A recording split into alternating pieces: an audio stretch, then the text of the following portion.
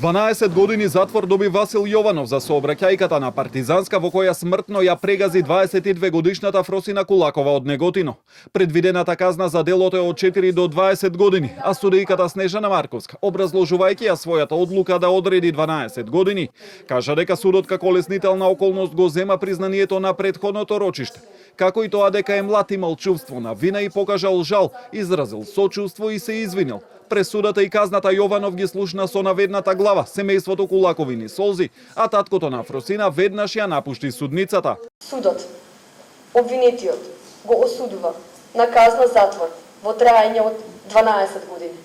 На обвинетиот Васил Јованов од Скопје му се изрекува и казна забрана на управување со моторно возило од Б категорија во траење од 5 години. Судот која опфаќа забрана за издавање на возачка дозвола сметано од денот на правосилноста на пресудата.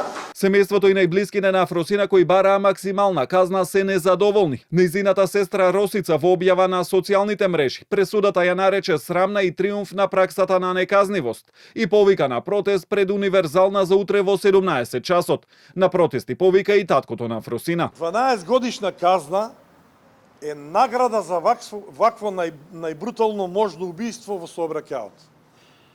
Награда. При тоа, ако го обвинувам судот, ќе го кажам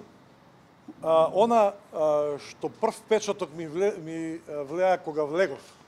Родителите на Васо беа тотално релаксирани. Дали они ја знаеа казната? За разлика од претходното рочиште кога беа просто вкочанети. За одбраната на Васил Јованов па казната е превисока со оглед на судската пракса во слични случаи и најави жалба пред апелација. Единствено задоволни се од обвинителството, но и тие не ја исклучуваат можноста да поднесат жалба за висината на казната. Иста ваква сообраќајна незгода в 2019 година на истото тоа место, на истиот пешачки премин, само од другата страна е завршена правосилно со 3,5 години. Сетете се на предметот во Велес. Има еден прекршок повеќе од Васил. Сметам дека судот не ценеше во доволна мера искреното кајање и личноста на сторител. Казната е превисока. Нема простор ниту за славје, ниту за разочараност. Во поглед на тоа само признание, мислам дека придонесе и ефикасната и брза истрага. Денешниот ден за обвинителството е поголема победа, затоа што беше изречена казна затвор, која што во историјата на овој суд за ова кривично дело и кога станува збор за една почината, една жртва, не била досега изречена. Денешната пресуда е втора за Васил Јованов, а до правосилност на пресудата тој останува во притвор. Нему претходно апелација му ја преиначи казната за поседување и продавање на дрога и го осуди на 3 години и 10 месеци затвор.